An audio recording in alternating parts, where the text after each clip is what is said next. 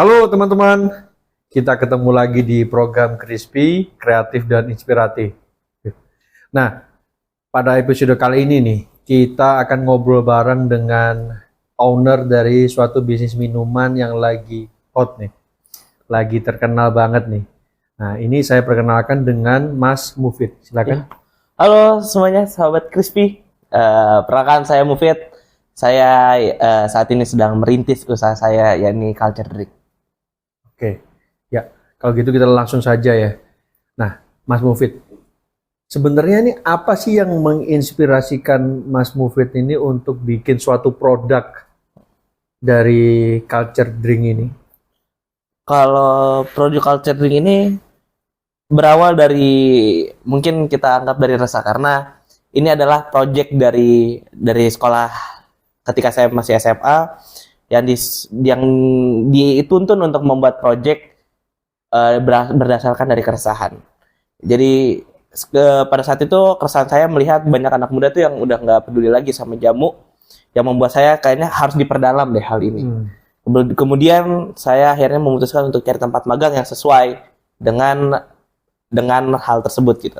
Kebetulan akhirnya saya ketemu sama salah satu tempat, yakni acara Kijamu gitu. Oke. Karena di sana itu saya difasilitasi sekali untuk mengeksplorasi jamu. Saya bisa ngerasain kencur dari Sabang sampai Merauke. Oke, kencur tuh. Kencur. Ya? Itu baru kencur. Kencur ya. Belum jahe. Oke. Belum temulawak, belum yang lainnya. Iya. Dan itu kita disuruh coba bagaimana rasanya tiap daerah tuh kayak gimana cenderungnya. Oke. Itu sih sebenarnya yang akhirnya kayak wah kayaknya ini harus bisa diinovasikan lagi. Iya, menarik banget nih. Dan juga kebetulan setelah dari acara itu melihat kayak wah ini kayaknya sepertinya potensi gitu. Apalagi kan melihat pasar anak muda itu nggak suka banget sama jamu. Gimana kita ubah aja mindsetnya gitu sebenarnya. Kita buat kita sesuai ini sama anak muda, entah itu dengan rasanya, entah apa sih yang disukai sama anak muda. Itu sih sebenarnya. Oke. Nah, ini lagi bawa produknya kan ini? Iya, betul. Ini produknya. Boleh ditunjukin nih ke teman-teman nih. Ya. Boleh Ini sebenarnya. dijelasin sebenarnya ini produknya seperti apa dan bahannya itu apa aja sih? Kalau ini sebenarnya jahe sebenarnya pada dasarnya. Ya. Cuman kita ngambil jahenya yang ada di Jawa Barat karena kan kebetulan produksi di Bogor. Yes. Jadi kita cari yang di Bogor. Okay. Jadi jahenya tersebut kita fermentasi. Iya. Jahenya mungkin orang nyamain ini sama kayak kombucha mungkin ya. Kombucha kalau pernah dengar. Yeah. Tapi ini beda. Karena yang kita fermentasi bukan bakteri yang seperti kombucha, tapi yang kita fermentasi itu jahenya. Jadi lebih spesifik lagi. Dan juga kita tambahin sebenarnya beberapa ramuan kita sebenarnya. Okay. Kayak kayu manis, terus kapulaga dan lain hal. Jadi kita paduin sebenarnya supaya ada feel-nya itu lebih ke jamu banget, itu sih sebenarnya. Feel lebih ke jamu. Feel-nya lebih jamu karena sesuai dengan tujuan kita mengenalin jamu tuh ke anak muda sebenarnya. Tapi supaya anak muda mau coba minum gitu. Iya, betul. Itu ya. Okay. Betul. Karena kan coba atau Mas dulu waktu pas muda mau nggak minum jamu? Nggak pernah mau. Nggak pernah mau ya. Iya. Kan? Apa sih stigma Mas kalau misalkan minum jamu? Wah, mohon maaf ya, mungkin udah yang kolot Iya. ataupun orang yang maksudnya lebih ke arah orang yang udah lebih tua dari kita ya, mungkin seperti itu ya. Iya. Itu sebenarnya keresahan kita sebenarnya ketika membuat kita ubah aja pola pikirnya. Entah itu kan tampilan jamu mungkin dari yang tempat-tempat lain mungkin ya itu lagi. Yes. Dan bentuknya itu lagi juga. Bener. Nah, karena itu kita rubah, kita desainnya, rasanya kita ubah semua sebenarnya. Itu sih. Oke. Itu yang kita coba inovasikan. Nah, kalau udah sampai saat ini itu produk ini udah sampai ke pasar mana aja? Kurang lebih emang kita karena waktu itu magang di salah satu ice cream namanya Sweet Sunday Ice Cream, karena saya di situ belajar banyak banget mengenai cara marketingnya gitu ya. Mungkin kalau orang-orang lain langsung aja Indomaret, langsung aja yang besar-besar gitu. Yes. Cuman saya diajari itu bukan yang langsung besarnya, cuma saya langsung diajari itu yang dari yang kecilnya terlebih dahulu. Saya diajari waktu itu adalah yang namanya Horeca, itu sih sebenarnya pertama kali. Hotel, restoran, kafe. Karena kalau hotel dan restoran seperti itu memungkinkan, saya diarahin untuk ke kafe sebenarnya. Dan pada saat itu saya coba untuk mengenalkan ini di kafe-kafe sebenarnya gitu. Dan juga selain saya ngenalin ini di kafe-kafe juga saya ikutan karena kebetulan ekosistem sekolah juga mendukung untuk saya berbisnis, jadi saya dikenalkan kepada tempat-tempat kreatif hub lainnya sebenarnya. Itu sih. Oke. Sebenarnya itu yang mendukung culture reading juga bisa lebih besar tuh karena itu. Iya, iya. Jadi marketingnya harus ke hotel, restoran, kafe dulu gitu ya di awal-awal. Nggak harus Horeca sih sebenarnya. Nggak harus yang hotel restoran. Iya. Cuman karena kebetulan ini adalah produk minuman yang bisa dititipkan, kayaknya bisa deh kita jalan kerjasama sama kafe-kafe. Oke, Gitu. ya. Nah, terus apa sih yang memberi keunikan ke produk ini dibandingkan pesaing-pesaingnya gitu? Sebenarnya ini sih simple ya. Iya. Jamu mana sih yang bisa maksudnya yang bisa diterima sama anak muda gitu loh. Agak kayaknya bukan agak angkuh ya sebenarnya, cuman kayaknya kalau lihat jamu sekarang tuh rasanya itu lagi gitu loh. Mungkin kita gebrak lagi kenapa kita fermentasi. Itu karena sebenarnya simpel sih, karena kita pengen numbuhin rasa soda. Oke. Karena kan itu ada rasa sodanya kan, Mas. Rasa sodanya, ya. Jadi hal itu yang kayak kita cocokin lah, karena hal tersebut kita cocokin karena ada rasa sodanya, jadi bisa lebih dinikmati lah oleh anak muda. Gitu. Tentunya juga ini menyehatkan dong ya, karena kan konsepnya jamu ya. Iya betul. Bisa jelasin nggak kira-kira apa sih efek positifnya dari jamu itu, dari produk ini? Waktu itu sempat ada satu orang pelanggan beli, setelah itu dia curhat ke saya. Kayak, aduh kemarin nih saya capek banget, saya tuh udah lemes, udah mual banget, udah posisi mual, maksudnya udah masuk angin gitu sih, rasanya udah berat banget. Terus akhirnya abis itu minum yang ginger days ini, dia tidur, dia tinggalin, terus dia bangun-bangun tuh merasa lebih fresh, misalnya lebih tiba-tiba tuh bisa menjalani aktivitas seperti umum lagi. Itu sih sebenarnya. Jadi sebenarnya ginger days ini kita arahin sebenarnya buat orang yang kerja keras. Ya, setelah itu kalau capek tuh minumnya tuh ini sebenarnya. Oke. Nah, kalau boleh tahu Mas ya, maaf nih. Mas Mufid ini umurnya berapa ya sebenarnya? Aduh. Baru 20 sih sebenarnya. Baru 20 tahun. Nih, penonton-penonton nih ya. Mas Mufid aja umur 20 udah ada produk nih. Ini saya juga inget-inget saya umur 20 lagi ngapain juga, saya juga lagi ngapain tuh, Mas? Gak kepikiran tuh lagi ngapain. Kayaknya belum ada pemikiran kayak gini nih. Oke. Nah, terus tantangannya nih Mas. Mas kan dengan usia ya kalau menurut saya sih ya semuda ini, maksudnya tantangannya untuk membesarkan produk ini, culture drink, kemudian bikin produk ginger days ini, apa aja tantangannya gitu? Banyak sih Mas, mungkin dari internal dulu ya. Gimana tuh? Anak muda kan pengen main sih pasti. Pasti ya. Pasti kan, pasti pengen main. Tantangannya selalu balik lagi, siap nggak waktu mainnya itu diambil? Itu sih sebenarnya.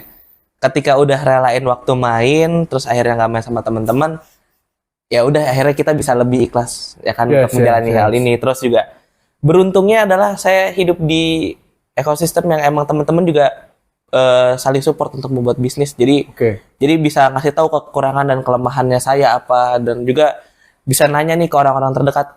Saya tuh lebih seneng ketika waktu pas bangun ini, saya dimentorin waktu itu, jangan pernah dengar testimoni. Gimana tuh? Jadi saya selalu diajarin buat dengar kritikannya apa. Itu sih sebenarnya yang saya pelajari, dan untungnya saya juga bertemu teman-teman yang seperti itu juga gitu loh.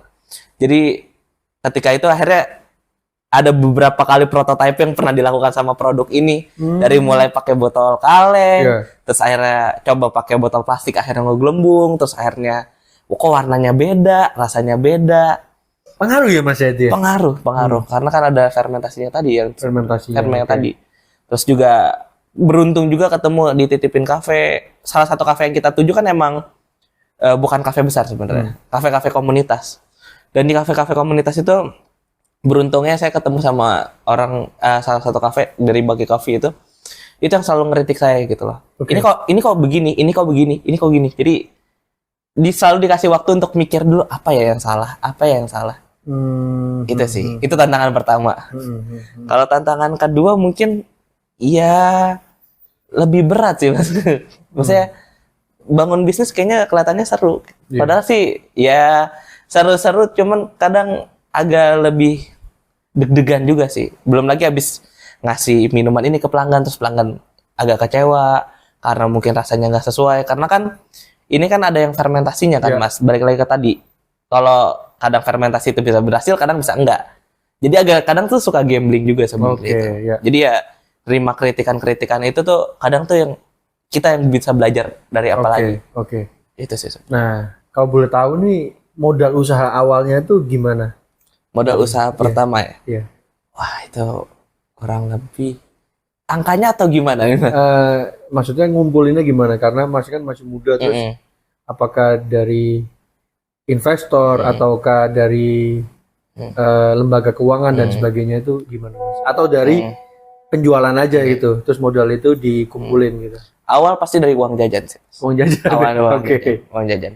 Uang jajan terus kayak pelan-pelan akhirnya dan didukung sama sekolah, akhirnya sekolah kasih coba pinjaman dan lain hal. Karena kan gitu ya? Kayak kita dikasih kayak di sekolah tuh ada kayak banknya sendiri. Ada banknya. Ada banknya sendiri, jadi kita bisa mengajukan apa keperluan kita dan bagaimana kita cara dan barang tersebut berguna untuk apa sebenarnya gitu. Tentunya untuk hal-hal yang sifatnya seperti proyek yang seperti ini sih, Mas. Bentuknya pinjaman dengan bunga ya pasti ya? Tentu lebih ke kayak koperasi sih, Mas. Oh, koperasi. Oke. Kurang lebih seperti itu sih, Mas. Koperasi. Ya, karena itu kan fasilitas dari sekolah tadi itu juga kan. Jadi bisa tiap anak tuh bisa punya kesempatan yang sama itu sih. Oke. Nah, ini kalau boleh tahu jumlahnya itu kira-kira berapa ya? Kisaran berapa? Kisaran awalnya apa? Modal awalnya gitu. Supaya teman-teman nih kalau yang berharap ataupun punya mimpi nih untuk bikin usaha, itu kepikiran deh kira-kira. Awalnya itu modalnya itu 1 juta sebenarnya. 1 juta? 1 juta. Itu 1 juta karena coba-coba dulu iseng beli. Pertama kali itu pakai botol beling bekas, inget banget. Jadi pertama kali itu ini tuh ditaruh botol beling bekas kayak yang bir-bir itu. Terus kita botol tersebut tuh kita cuci, kita sterilin dulu gitu kan. Kita rendam air panas yang lama. Terus habis itu kita coba isiin minuman-minuman tersebut gitu. Sampai akhirnya nabung akhirnya bisa punya alat si kaleng ini sih. Punya alat si kaleng ini, oke. Gitu. Nah, terus dari Culture Drink sendiri ini punya berapa jenis produk? Sebenarnya saat ini tuh ada 2 produk sebenarnya. Produk utama ya sebenarnya. Yang satu ini Ginger Days, yang satu lagi namanya G-Fruit. G-Fruit. Jadi kalau Ginger Days ini kan rasanya lebih strong sih, Mas, sebenarnya. Dia lebih fokus ke jahe dan lebih rempah-rempah banget lah. Rempah-rempah. Lebih rempah-rempah banget. Jadi tentunya setelah dikasih ke anak muda udah belum begitu suka banget sama produk ini. Suka, Dan akhirnya kita coba luncurin deh yang baru gitu loh. Apa ya yang bikin anak muda itu senang ya? Oh, ternyata ada kurang rasa manisnya. Dari hal tersebut akhirnya kita inovasi, kini tambahin buah deh. Setelah itu kita kepikir, oh ini nih G-Fruit gitu. Nah, gimana sih caranya supaya ketika luncurin suatu produk yakin gimana cara bikin apa ya istilahnya?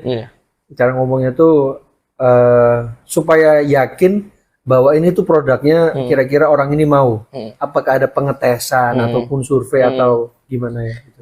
Itu kebantu saat saya SMA sebenarnya. Karena SMA saya kebetulan adalah sekolah inovasi bisnis jadinya ya kurang lebih. Jadi dituntut setiap bulan itu harus punya 1 inovasi. Jadi kita dikejar bagaimana tiap bulan itu belajar dan dalam di akhir bulan itu kita nerapin namanya sistem boot cell. Boot cell itu adalah satu ruang buat teman-teman itu buat memfasilitasi yang tadi ini udah cocok belum, ini kurangnya apa, itu sih. Jadi kita biasanya minggu pertama itu brainstorming, minggu kedua itu kita lebih ke biasanya lebih ke belanja dan lain hal pengetesan pertama lah kurang lebih gitu. Minggu ketiga itu lebih ke prototyping lagi, minggu keempat tuh udah luncurin. Gitu sih selalu ini. Pengetesannya tuh berarti ke pasar yang sesungguhnya gitu, kayak bikin pameran gitu ya? Iya betul. Oh, jadi dari situ bisa ada evaluasi kan dari Mas Mufid sendiri? Iya betul, Mas. Jadi evaluasi itu yang membantu saya sampai akhirnya bisa ada inovasi sebanyak ini karena itu. Nah, setelah produk itu keluar pun nanti gimana itu? Cara menganalisis produk yang buah ini berhasil apa enggak, produk ini Ginger Days berhasil apa enggak, itu gimana ngelihatnya? Kalau saya biasanya karena ini sistemnya nitip di kafe, Iya. saya nggak cuma asal taruh nitip doang, Gimana?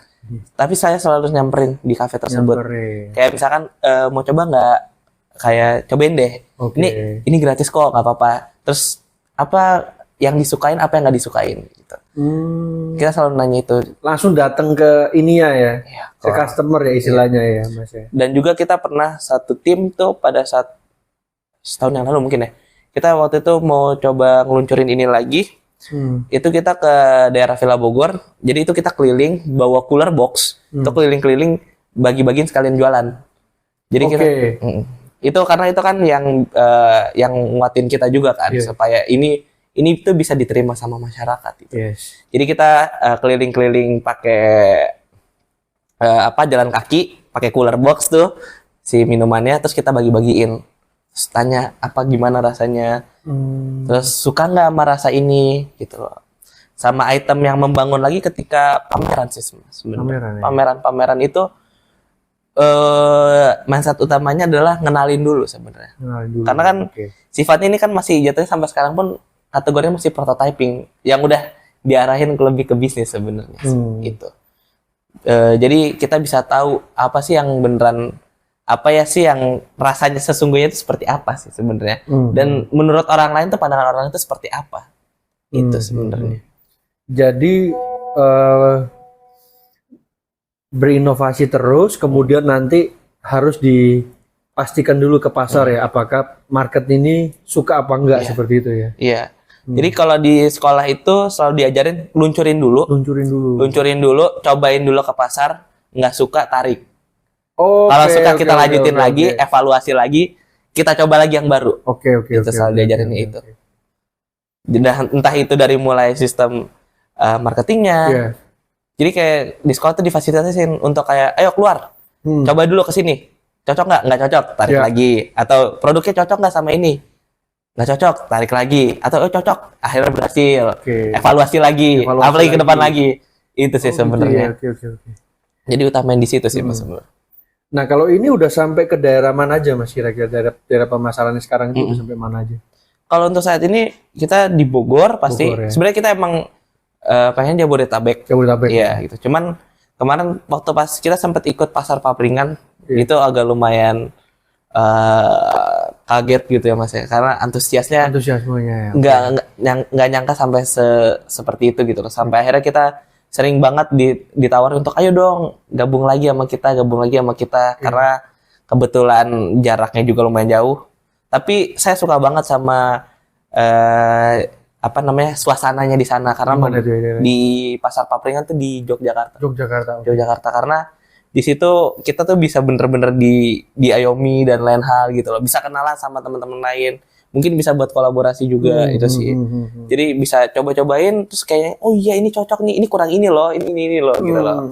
Dan juga dari segi pemasaran juga bisa lebih strong lagi, karena ketika kita masarnya di area event seperti itu, mereka tuh nggak ngelihat harga Mas sebenarnya. Tapi apa yang kita tawarin apa inovasinya itu sih. Gitu ya. Iya, itu yang agak lumayan shock saya gitu. Biasanya kan Jogja dikenalnya kota murah, tapi di situ rata-rata barang-barangnya tuh lumayan mahal-mahal Mas. Itu loh. Dan tapi kualitas yang ditawarkan itu oke semua gitu.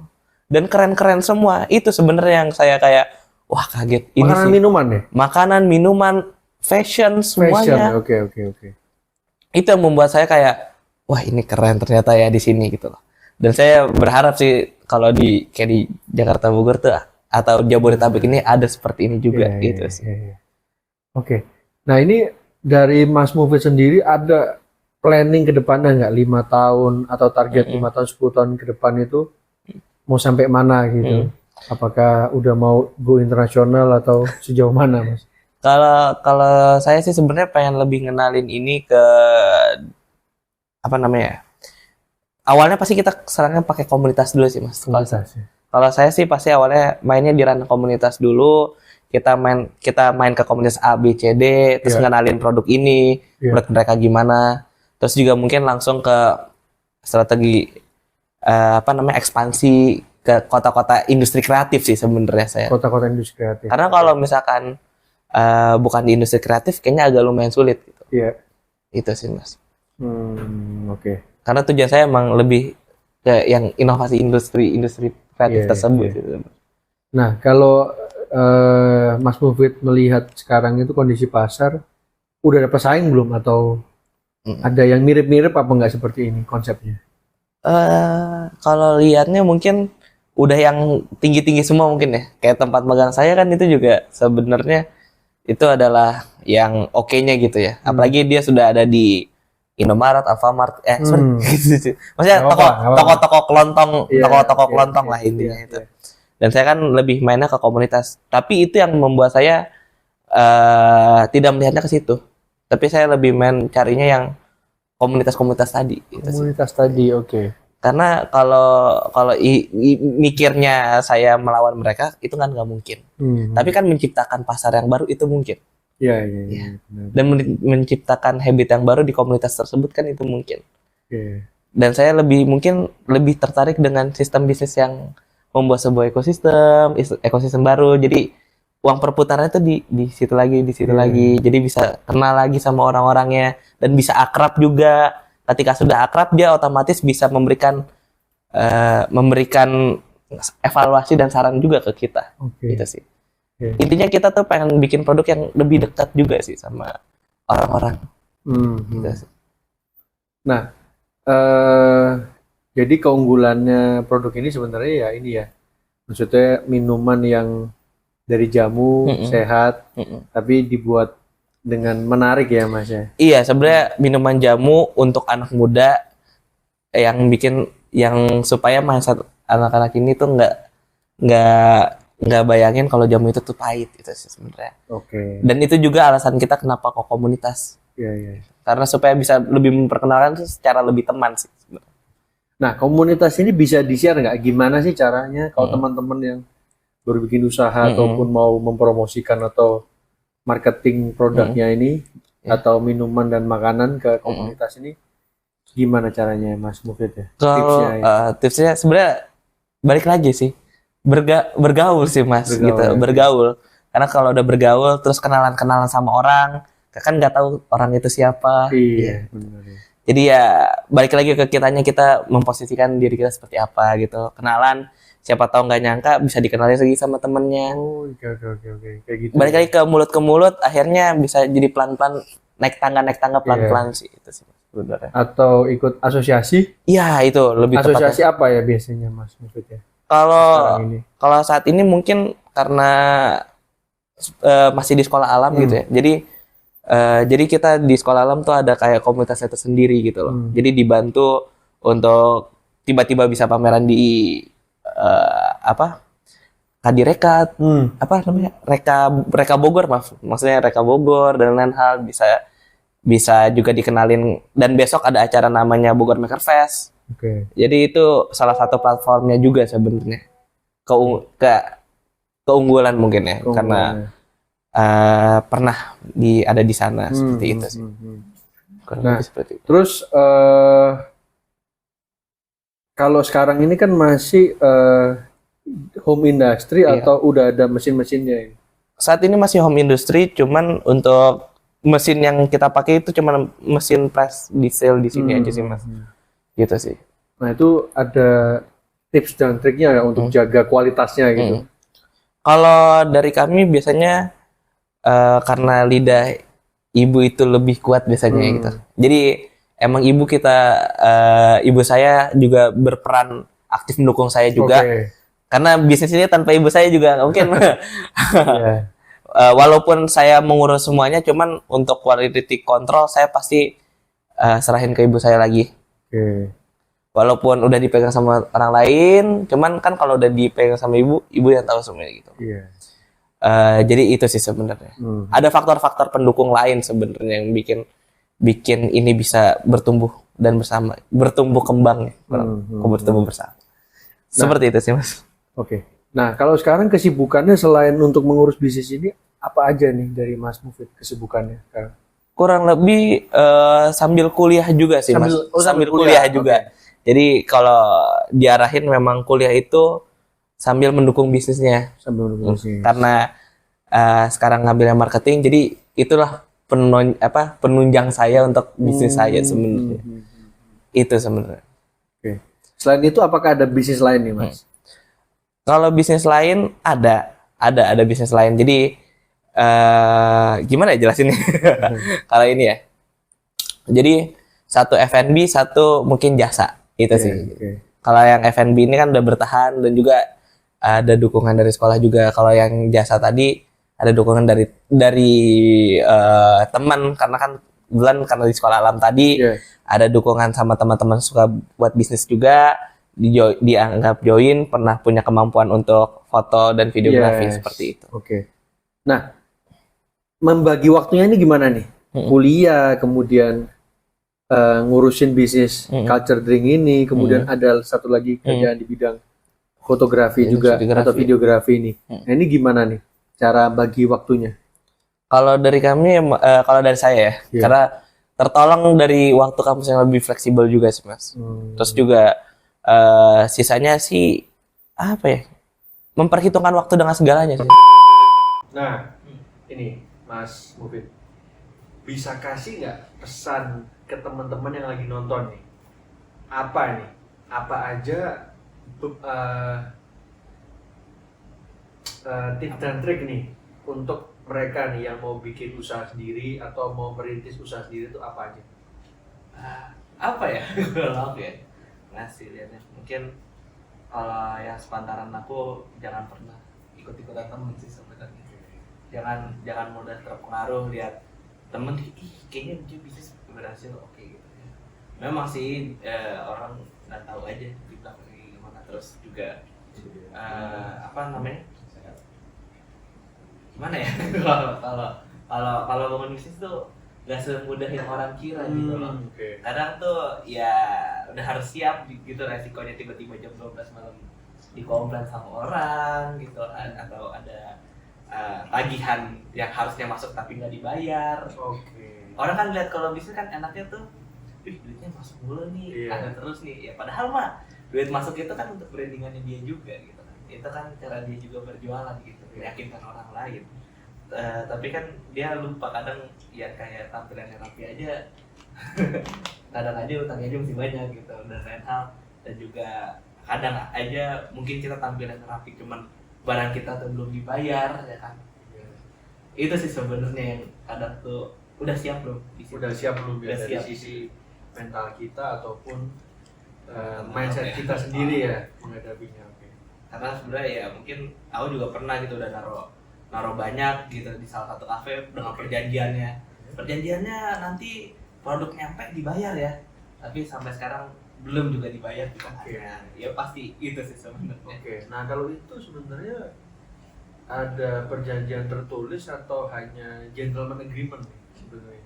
Pada saat itu belum kepikiran karena kan itu baru awal-awal banget cobain nerjunin ini ke kafe-kafe gitu kan. Ya salahnya saya pada saat itu terlalu mudah percaya sama.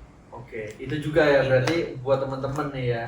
Kalau berbisnis harus ya mungkin kita berpikir positif boleh ya, optimis kan.